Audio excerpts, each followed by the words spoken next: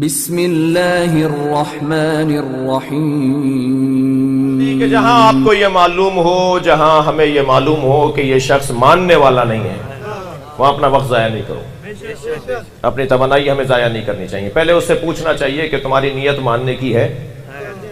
میں آپ کو ایک بشارت دے رہا ہوں، اس نیت کی صفائی اگر معلوم ہو گئی تو پھر کوئی مناظرہ ہی نہیں کرے گا۔ کیوں چھیڑا تھا 4 دن پہلے ایک بحث کو، اور اگر تم نہیں چھیڑا تھا تو دوسرے دن جواب لیتے نا، جواب تو دیا جا رہا تھا، جواب تو دیا جا رہا تھا۔ پہلے تو میں گزارش کروں گا آپ کے توسط سے، ذمہ داروں سے، اور یہاں موجود ہیں وہ نوٹ کریں اور آگے پہنچائیں کہ اس ٹی وی چینل پہ گزشتہ 4-6 سال سے ہر سال کوئی نہ کوئی ایک ایسا موضوع اٹھایا جاتا ہے جس سے ملک میں آگ لگے، جس میں ملک میں فساد پھیلے، تناؤ ہو، کھچاؤ ہو، مشکلات میں اضافہ ہو۔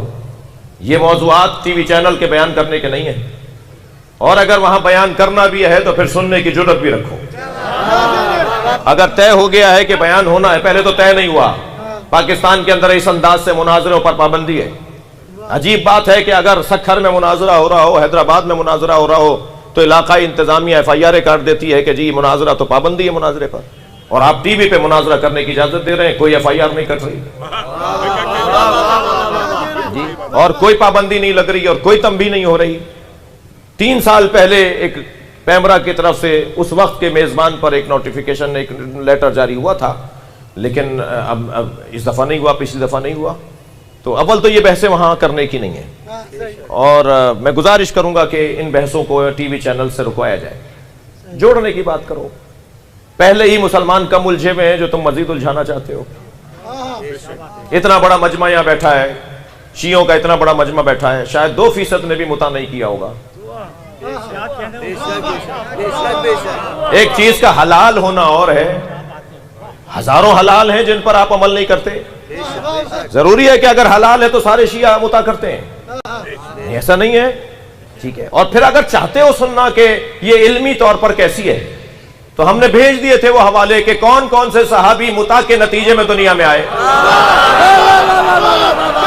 ہاں، کتابوں میں لکھا ہوا ہے نا،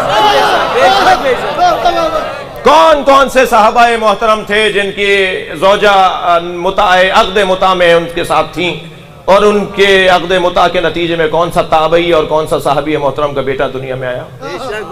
بہت بڑا نام بتا دوں، ایک مشہور نام بتا دوں، پریشان کیوں ہیں؟ ایک بہت بڑا نام ہے عبداللہ ابن زبیر۔ انہوں نے کہا کہ یہ حرام کام ہے، یہ فلاں ہے، تو ایک صحابی محترم نے آواز دی، خبردار اپنی والدہ سے پوچھو تمہارے والد کا ان سے کون سا حق تھا۔ تو وہ گئے اور انہوں نے اپنی والدہ ام سلمہ سے کہا کہ اماں، ابا کے ساتھ آپ کا کون سا حق تھا؟ مجھے یہ کہا ہے فلاں محترم نے۔ کہنے وہ صحیح کہہ رہے ہیں، عقد مطاع تھا جس کے نتیجے میں تم دنیا میں آئے۔ تو بھائی اگر نبی مکرم کے زمانے میں اور خیبر کی فتح ہو جانے کے بعد یہ حرام ہو گیا تھا، تو پھر حضرت ابوبکر کے زمانے میں صحابہ یوں کیوں کر رہے تھے؟ صحابہ کرام یہ حضرت ابوبکر کے زمانے میں کیوں کر رہے تھے؟ یہ حضرت ابوبکر کے زمانے تک رائج رہا، حضرت عمر نے روکا، اور ابھی آپ نے 6 سال پہلے تو ایک پمفلیٹ چھاپا تھا کہ حضرت عمر کے 27 کارنامے ہیں، ان میں آپ نے 7واں کارنامہ لکھا تھا کہ انہوں نے مطاع کو حرام قرار دیا۔ پھر کیسے کہہ رہے ہو کہ نبی نے حرام کیا؟ اگر حوصلہ ہے تو پھر یہ ساری باتیں ہونی چاہیے، اور میں تو امام بارگاہ میں کرتے وقت 4 دفعہ سوچ رہا ہوں،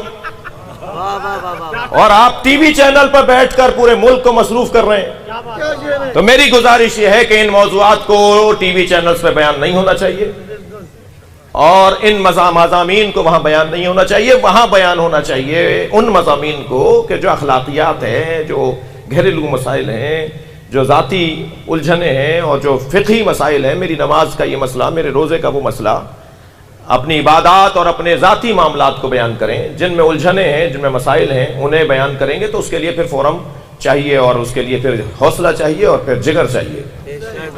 تو جدید مناظرے میں پہلی شرط یہ ہوتی ہے